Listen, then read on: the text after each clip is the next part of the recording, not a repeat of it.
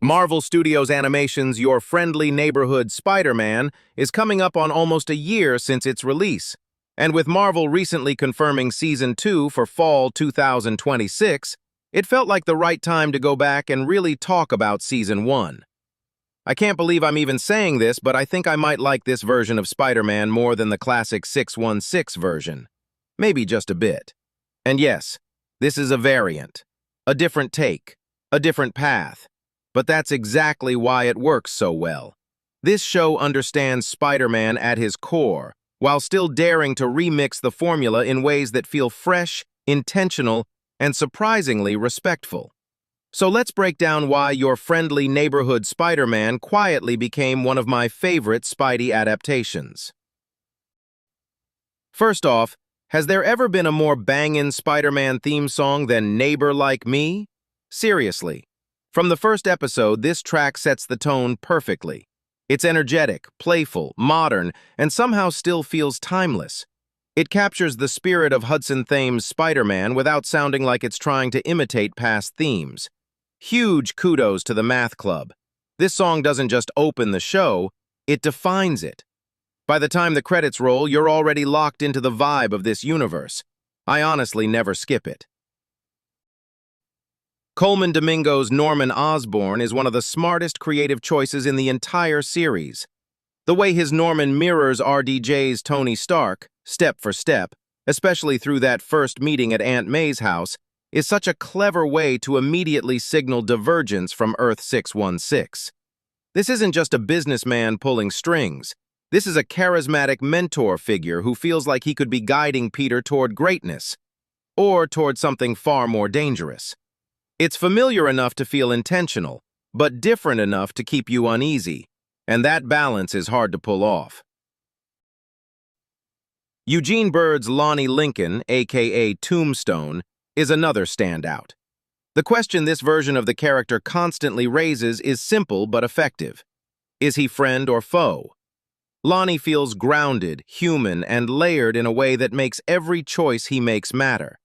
You understand his pressures, his motivations, and the path he's on, even when you don't agree with it.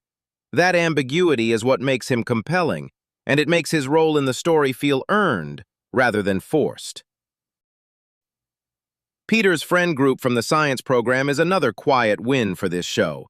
These aren't just background characters, they feel like real people with real potential, and it's clear the series is playing a long game with them.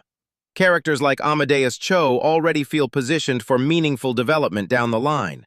This group gives Peter a world that feels full, alive, and constantly pulling at his attention. Spider-Man works best when Peter's life is crowded, and this show understands that. I'll say it plainly, I love Alfred Molina as Doc Ock, full stop. But Hugh Dancy's Dr. Octopus brings something different to the table. A comic-accurate take that feels perfectly suited for long-term storytelling. What really works here is that this Doc Ock feels like a character built to recur. He's not just a one-off threat or spectacle. He's someone who can evolve, return, and continue to shape Peter's journey over time.